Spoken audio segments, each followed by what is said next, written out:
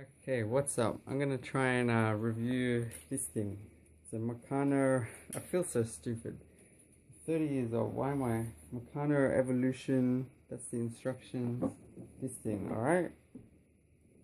Helicopter, it looks like. Doesn't have a name, it just says Meccano Evolution. That's just a general thing. It's, where's the number? There's like a number. 8210. That's what it's called. Anyway, this thing was fun to build in parts, but other things, see how, I don't know if you can see, that's on like an angle where it connects there, and it goes over here. That's like square, it's flat, so it goes from, maybe you can see from that angle, this is like on an angle, and this is flat. This is what it was like making the whole thing, the whole time trying to reach something.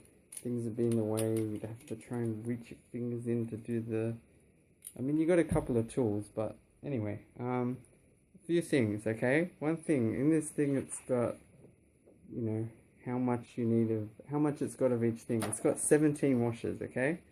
And my one had 17 washers, but the instructions require 18 washers to make this thing. So there's a part where I needed a washer and there was none, and I looked through the instructions like a few times. It needs 18. Why would you only have 17? Another thing, I didn't have a little white, there's a few of these little white circles at the end. I was missing one. I may have lost that one because the numbers add up and I just can't find it. But just a few things. You have to reach inside to test it, which is just kind of silly. Notice there's a delay with the wings. You can actually just twist it. I guess it's kind of cool that you can twist it, but I feel like it'd make more sense if this thing was tight, so that instead of it being delayed, it would just start spinning straight away, because it would be attached to it. It also, like, it never gets up to enough speed. There's no buoyancy. These things look like, I don't think they're angled though. They're just flat, but they do have sort of a funny shape. I just don't get it. It would be so much better if they used the gears instead of just using it to... It's kind of cool that there's only one motor, but it manages to split it up into... Let me show you. So there's that thing, obviously the wheels. The clicking, I think, is from the bottom. It's just not quite perfectly in line, these two gears. If it's, and because it's so heavy, on carpet I don't think it moves because it's too heavy, so it just clicks. It doesn't have enough force to turn the wheel. It's a bit dumb. Like with the batteries, I think you can take one out, but you can't take the other one out. It's sort of stuck. You would have to, it's not too hard, you'd have to take out one screw and then put it back again, but I just think it could be designed better. A few other things, it's got stickers. I hate this kind of gimmick. I don't like, to me, I like it like this. I don't see the need of stickers. It's like imperfect. It's adding an extra silly detail that isn't needed.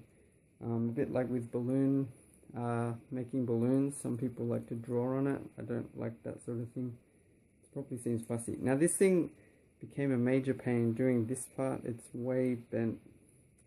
These things are really bent. I had to use so much force, like, to reach this thing back, to sort of pull back from the nose and attach it. And look, I don't know if you can see this bit.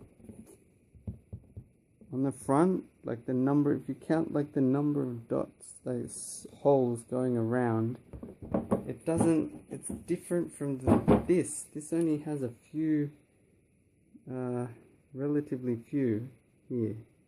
Okay, so it's just little things like that.